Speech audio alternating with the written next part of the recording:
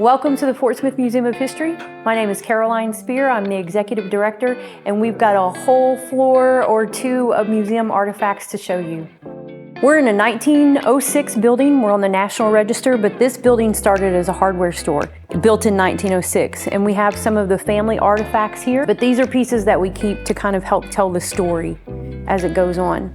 You'll also see behind me, this is the Museum of History, or actually Williams Hardware at that time in 1940. So the exterior of the building hasn't changed much. This mural is the company's first fleet of trucks, which they were very proud of.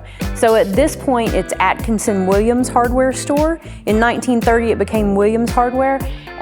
This is our front entrance. So the entrance that we're walking in every day. This one has its own iconic history in that it was from the Wirtz family. So the Wirtz family had a cracker company here in town, a biscuit company. This is a car that was their personal vehicle that they donated, but that they also used during the holidays to carol. This is our soda fountain. It serves several purposes. This is a favorite place of school kids because this is where we have our ice cream, and that is a very important thing to pay attention to. Using syrups, we will make you sodas, ice cream.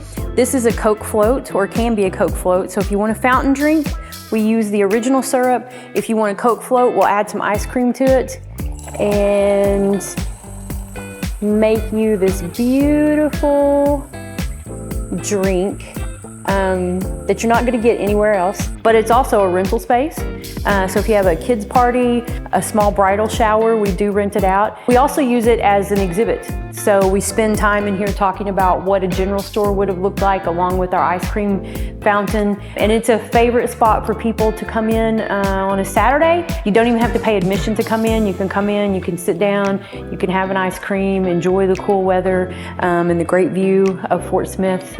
So come see us sometime. This is our education area. This is again one of our areas where children are very involved. We do programs here. It's very interactive. One of the things that they get to see are desks. So they're very different than what they're experiencing at school. So even just kind of playing in this area gives them an opportunity to learn a lot about what a child's day would have looked like in a different era. Ever wonder what Fort Smith looked like in the middle century? You get a good idea of that here. So right behind me is Mural. That's Fort Smith at about 1915. You'll notice it looks very different than it does today. Lots of buildings have disappeared through natural causes or fires, natural disasters, things like that. But you get an idea of Garrison Avenue just during World War I. But over here we have the Goldman. So y'all are in for a treat because, as you see, this exhibit is not finished yet. We have just started it. When you come see us, you will see this exhibition in whole. But right now, if you remember the Goldman, or if you've ever heard of the Goldman, it was the hotel at the top of the avenue that was really the lady of the era. And this piece, which is called a whatnot, were on display in the 1893 World's Fair. They were part of the Arkansas exhibition that went to Chicago to represent the economy of Fort Smith at the time, and that was the furniture industry. What we're standing in front of are the original furnishings of Judge Parker's courtroom. So next door at the historic site, they have the original courtroom, but the furnishings are here on loan from the historic site, with the exception of the chair. So the chair that you see behind his desk is part of the museum's collection. It's from 1875. He used it his entire tenure. So this is Parker when he arrives in about 1875. He's around 32, 33. This is him just 20 years later. 6 hours a day, or 6 days a week at 12 to 15 hours a day took its toll. He pretty much literally worked himself to death. Welcome to On the Air. This exhibition talks about the history of radio and television in Fort Smith. The history of radio starts in 1922. The history of television starts in 1953. So over here, you have a disc jockey booth. Turntables work, carts work, the transmitter work. So Fort Smith had the first radio station in the state, Channel 5, in 1953 is when it went on the air. And this area talks about that history. You can come up and sit behind the anchor desk, early camera, even earlier camera.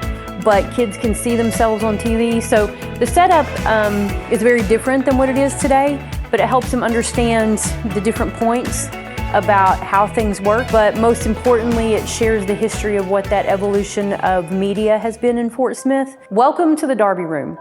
If you do not know who General William O. Darby is, this room will tell you all about him. He is a hometown boy, born and raised in Fort Smith, and went on to command the 1st Battalions of Darby's Rangers in World War II, what would eventually become the U.S. Army Rangers. So Fort Smith has 2 sister cities in Italy, which you can see right up there on that map.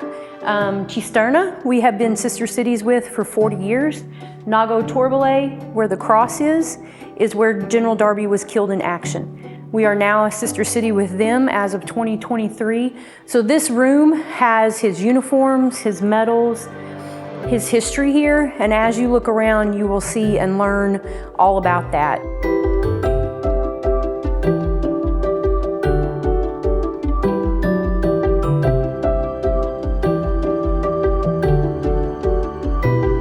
Thank you for joining me today. Come see us in person. We would love to visit with you. You can find us at 320, so 320 Rogers Avenue. We're open Tuesday through Saturday from 10 to 4. You can also find our website at fortsmithmuseum.org. We are on Facebook, we're on Instagram, we're on LinkedIn, we're on all the socials, so find us there. We update all of our events. We share tidbits about history and collection on all of our socials as well. So make us part of your day, make us part of your visit to Fort Smith, and we'll see you soon.